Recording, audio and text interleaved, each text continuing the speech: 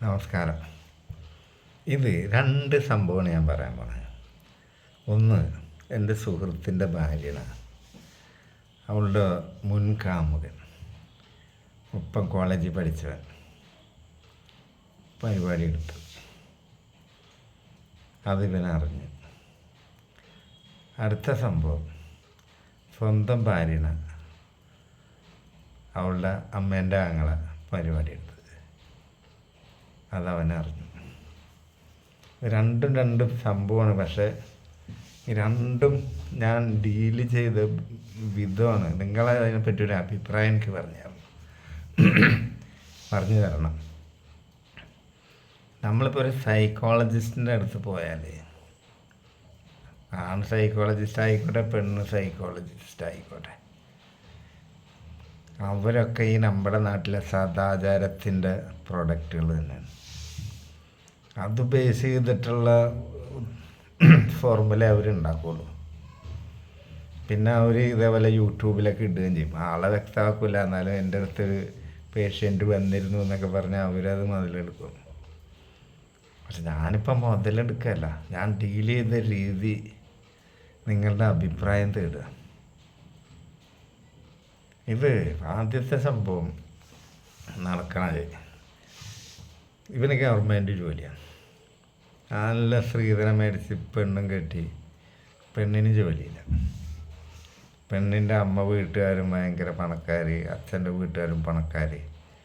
അപ്പം ഉണ്ടല്ലോ, അമ്മായി അച്ഛന് പണമുണ്ടെങ്കിൽ സംബന്ധം പരമാനന്ദം കേട്ടിട്ടുണ്ടോ? അതേപോലെ ഇപ്പം ഈ പെണ്ണിനെ ലാളിച്ച് വളർത്തിയതാണ്. അങ്ങനെ ഇവിടെ കൊണ്ടുവന്ന് ഇവിടെ ലാളനൊക്കെ കുറവൊന്നുമില്ല. കാരണം അമ്മായിയമ്മയെ സ്നേഹിക്കുന്നത് എല്ലാവർക്കും സ്നേഹം. അപ്പം എന്താ, പൈസ കാര്യത്തിലുള്ള സ്നേഹിക്കാൻ ആളുണ്ട്.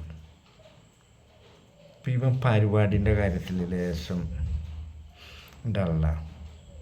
ഇവന് സാധനത്തിന് വലുപ്പമില്ല, മര്യാദക്ക് പൊങ്ങൂല. ചെറുപ്പത്തിലെ നല്ലോണം സ്വയംഭോഗം ചെയ്തിരുന്നത്. അതിൻ്റെ ആണെന്ന് അറിയില്ല. ഇവന് 2 മിനിറ്റ് കൊണ്ട് പോവുകയും ചെയ്തു. അപ്പോൾ ഒരു ദിവസം ഉച്ചക്ക് വീട്ടിൽ കയറി വരുമ്പോൾ, ഇവർ വേറെ വീടൊക്കെ വെച്ച് താമസം തുടങ്ങിയതിന് ശേഷം അമ്മാവൻ വന്നിട്ടുണ്ട്. അപ്പം ഇവൻ കയറി ചെല്ലുമ്പോൾ കാണുന്ന രംഗം, ഇവൻ്റെ ബെഡ്റൂമിൽ അമ്മാവൻ ഇവള് കളിക്കണതാണ്. പക്ഷെ ഇവൻ വന്നത് അവരറിഞ്ഞിട്ടില്ല. ഇവൻ ഈ രംഗം കണ്ടിട്ട് അവനത് ആസ്വദിച്ചെന്നുള്ളതാണ്.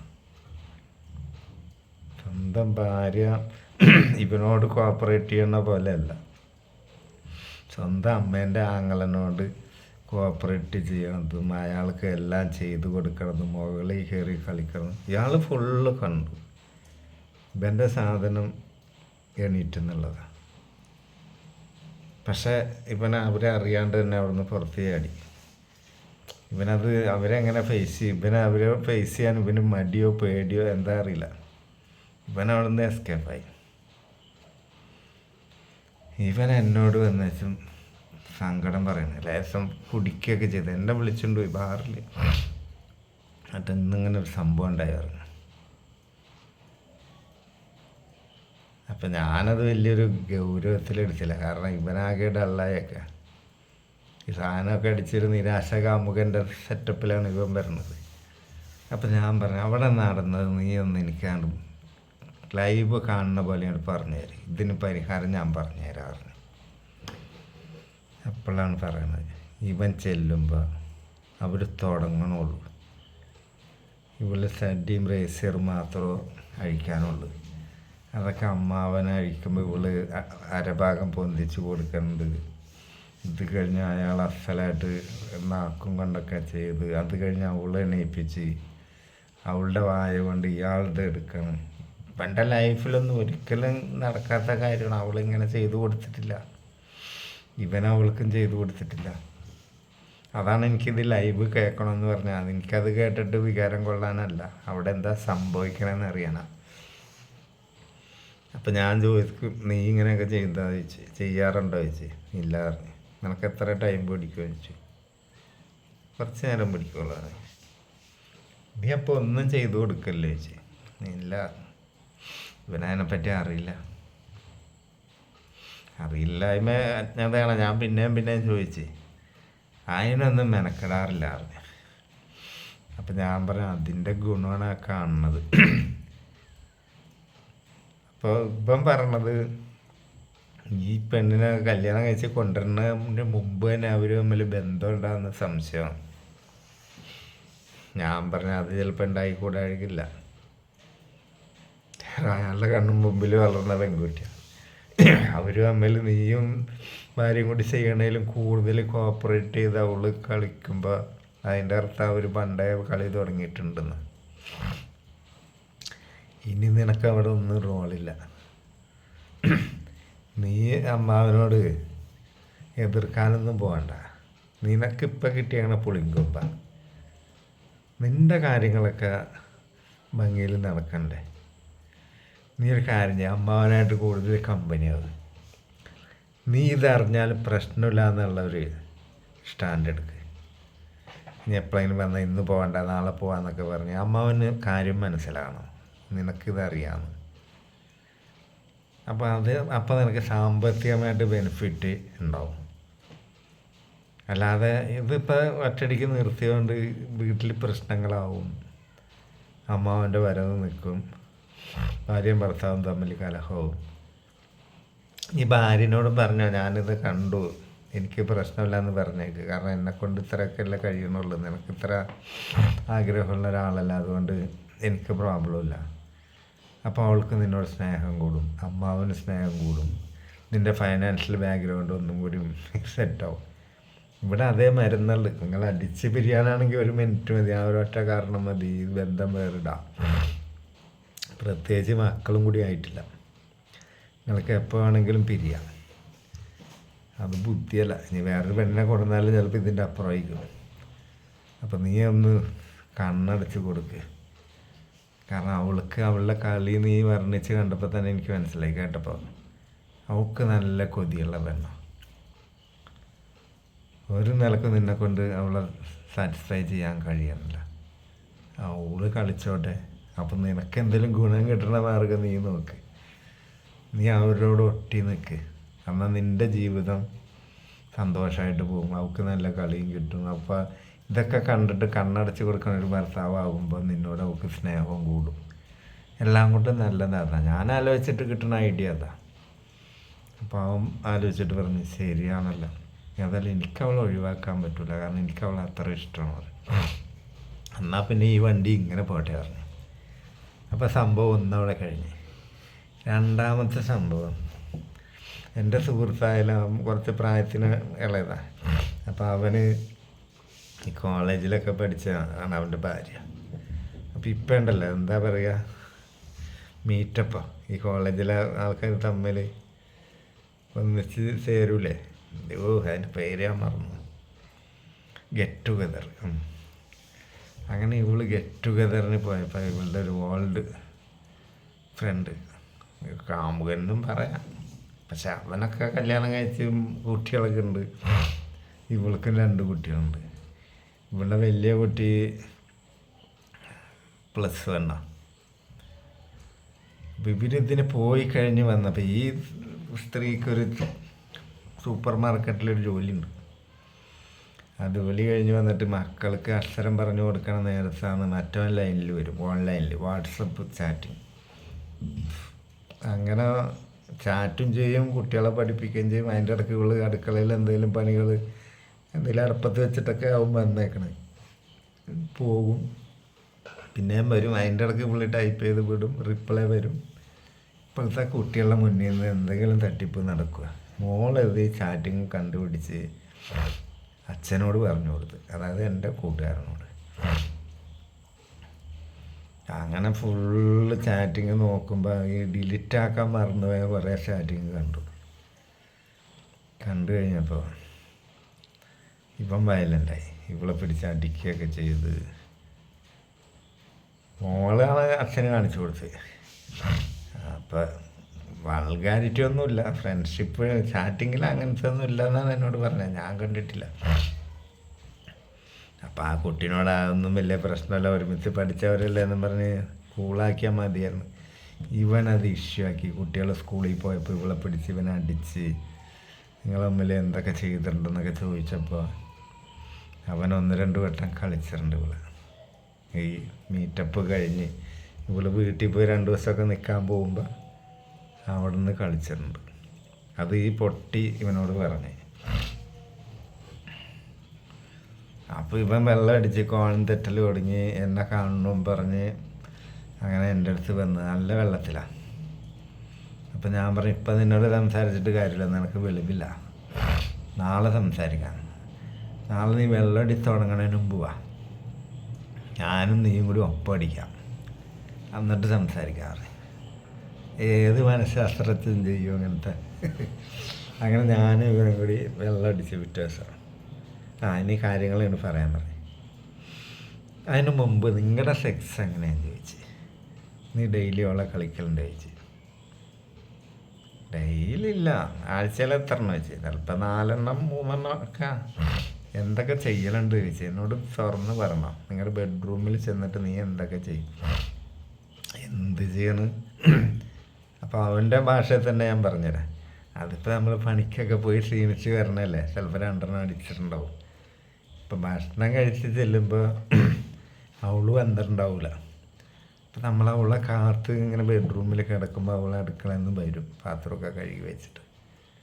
അപ്പം പിന്നെ അപ്പം തന്നെ ഒന്ന് എടുക്കും.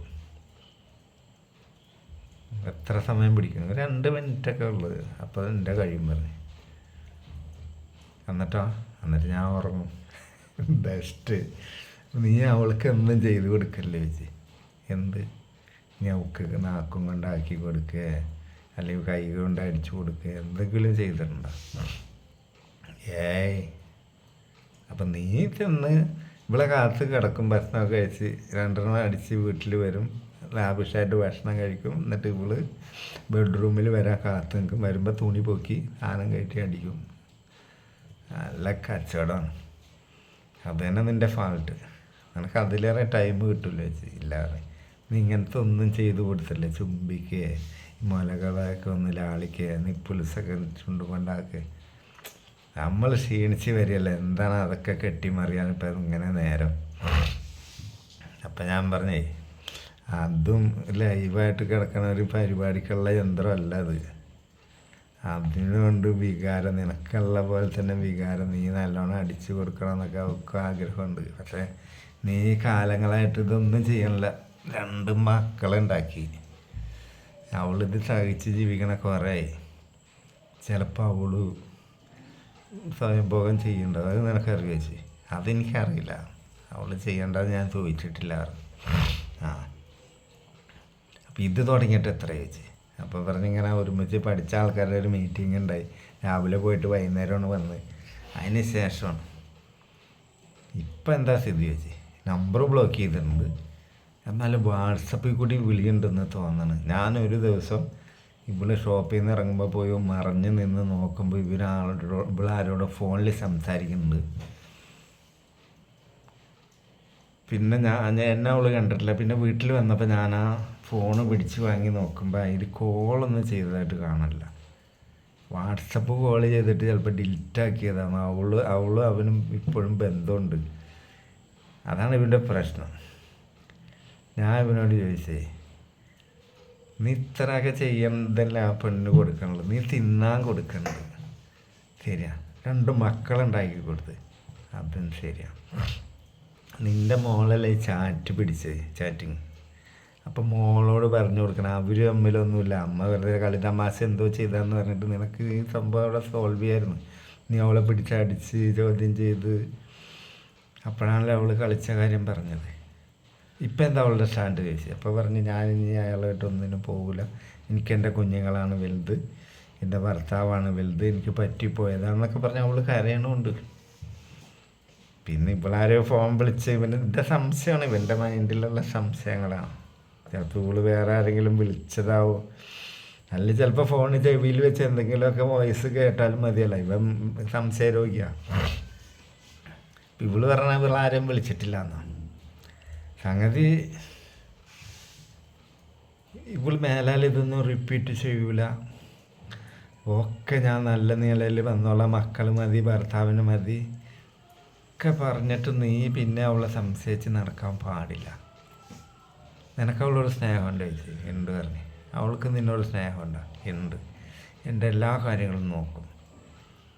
അപ്പം ഞാൻ ചോദിച്ചത്, നിനക്ക് അവളോട് സ്നേഹം ഉണ്ടെങ്കിൽ അവൾ ചെയ്തൊരു സെറ്റ് നിനക്ക് ക്ഷമിച്ചുകൂടെ അവളോട്? ഈ പെണ്ണുങ്ങളുടെ സാമാനം തേഞ്ഞു പോകുന്ന സാധനമൊന്നുമല്ല. അപ്പോൾ ഈ മറ്റേ പ്രശ്നം നടന്നത് ഈ ആളെ ഇയാളെ അറിയില്ല. ഞാൻ ഈ സംഭവം പറഞ്ഞു കൊടുത്ത് സ്വന്തം അമ്മേൻ്റെ ആങ്ങളെ കളിക്കുന്നുണ്ട്, എൻ്റെ ഒരു കൂട്ടുകാരൻ്റെ ഭാര്യയാണ്. അവനാണെങ്കിൽ കളിച്ചു കൊടുക്കാൻ ആവതില്ല.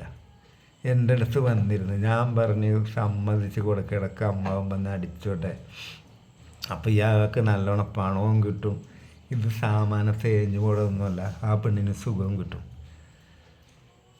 അത്ര ഉള്ളത്. ഇത് നിൻ്റെ ഭാര്യൻ്റെ സാധനം തേഞ്ഞു പോയിട്ടൊന്നുമില്ല. അവളിനി ചെയ്യൂല എന്നും പറഞ്ഞ് പിന്നെ നീ അവളെ ടോർച്ചർ ചെയ്യണം എന്തിനാ? നിനക്ക് അവളോട് ക്ഷമിച്ചൂടെ? നല്ലോണം ജീവിച്ചൂടെ? എന്നിട്ട് നല്ല നിലക്ക് നിനക്ക് കളിച്ചു കൊടുക്കാൻ പറ്റില്ലെങ്കിൽ നീ തന്നെ പറയണം, ഇടയ്ക്ക് നീ ആ ബോയ് ഫ്രണ്ടിനെ കൊണ്ട് കളിപ്പിച്ചോ. അവളുടെ കാര്യമൊന്നും നടക്കണ്ടേ? അല്ലാണ്ട് നീ ക്ഷീണം കൊണ്ട് വന്ന് ബെഡ്റൂമിൽ കാത്തിരിക്കും, ഒറ്റ കളി കൊടുക്കും, അതുകൊണ്ടൊന്നും കാര്യങ്ങൾ മുന്നോട്ട് പോകില്ല. അപ്പം ഞാൻ പറഞ്ഞത് ഈ രീതിയിൽ ഇത് സോൾവ് ചെയ്യാൻ പറ്റുള്ളൂ. നീ രണ്ടാമത് കളിക്കാൻ വിടണ്ട, നീ കൈയും കൊണ്ട് നാവും കൊണ്ടൊക്കെ ആക്കി കൊടുക്ക്, നിന്നെ കൊണ്ട് പറ്റണ പോലെ സുഖിപ്പിക്കണം. എന്നിട്ട് ഈ കഴിഞ്ഞ കാര്യങ്ങൾ നീ ക്ഷമിച്ചും കൊടുക്ക്, വീട് സ്വർഗമാക്കാം. അല്ലേ നിനക്ക് വെള്ളം അടിച്ച് ഇങ്ങനെ കോൺ തെറ്റി നടക്കണമെങ്കിൽ അങ്ങനെ നടക്കാം. ആ മക്കളും ആകെ എല്ലാം ജില്ലയാവും, എല്ലാം കുളവും. ഇത് പ്രശ്നം വലുതാക്കണൊക്കെ നമ്മുടെ മനസ്സാണ്, നിസ്സാരവൽക്കരിക്കണ നമ്മുടെ മനസ്സാണ്. നിൻ്റെ ഭാര്യൻ്റെ സാമാനൊന്നും തേഞ്ഞു പോയിട്ടില്ല. എന്നിട്ട് ഞാൻ പറയും, എൻ്റെ ഭാര്യ ഇപ്പോൾ ഒരാളുടെ ഒപ്പം പരിപാടി എടുത്താൽ എനിക്ക് സന്തോഷമുള്ളൂ, കാരണം എന്നെ കൊണ്ട് പറ്റില്ല എന്ന് കൂട്ടിക്കോ. അവൾ ധൈര്യപൂർവ്വം ഒരാളെ കൊണ്ട് കളിപ്പിച്ച് ഞാൻ അവളെ വിഷ് ചെയ്യും, കാരണം അതാ വേണ്ടത്. എന്നെ കല്യാണം കഴിച്ചെന്ന് പറഞ്ഞാൽ അവളുടെ ആഗ്രഹങ്ങൾ അടക്കി വെക്കാൻ പാടില്ല, അവൾ ചെയ്തോട്ടെ. ഞാൻ എന്നോട് ചോദിക്കുകയാണ്, എനിക്കൊരാളായിട്ട് പരിപാടി എടുക്കാൻ ഇഷ്ടമുണ്ട്, എന്താ നിങ്ങളുടെ അഭിപ്രായം? ഇപ്പം തന്നെ വേണമെങ്കിൽ പോയിക്കോ, വേണമെങ്കിൽ നല്ല 5 സ്റ്റാർ ഹോട്ടലിൽ ഞാൻ റൂം എടുത്ത് തരും, എൻ്റെ വക, നിങ്ങൾ പോയി എൻജോയ് ചെയ്തോളാൻ പറയും. എന്നിട്ട് ഞാൻ പറയാം, അത്ര വിശാല മനസ്സൊന്നും ആകണ്ട, ഇത് ക്ഷമിച്ചു കൊടുക്കുക. എന്നിട്ട് അവൾക്ക് അത്ര ആഗ്രഹം ഉണ്ടെങ്കിൽ എപ്പോഴെങ്കിലും എടുത്തോട്ടെ. ഇതൊക്കെ അത്ര ഉള്ളു. ഇത് വലുതാക്കി എത്രയും വലുതാക്കാം, നിസ്സാരമാക്കിയോ ഒന്നുമില്ല. ഏതെങ്കിലും മനഃശാസ്ത്രജ്ഞൻ ഇങ്ങനെയൊക്കെ ഡീൽ ചെയ്യുമോ ഒരു സംഭവം? അത്ര ഉള്ളു ഈ സെക്സും ഒക്കെ. ഈ സദാചാരക്കാർ ഇതൊന്നും കേട്ട് എന്നോട് ദേഷ്യപ്പെടരുത്. മിക്ക പ്രശ്നങ്ങൾ ഇതേപോലെയൊക്കെ സോൾവ് ചെയ്യാൻ പറ്റും. ക്ഷമിക്കാനുള്ള മനസ്സ് വേണം. ചില കാര്യങ്ങൾ ചിലപ്പോൾ അവർക്ക് അബദ്ധം പറ്റിയതാവും, അവരെ ചേർത്ത് പിടിക്കണം, അപ്പോൾ അവർ പിന്നെ പോവില്ല. അങ്ങനെയൊക്കെ ഉണ്ട് ഇതിൽ. അപ്പോൾ നമസ്കാരം. അടുത്ത വീഡിയോ നാളെ.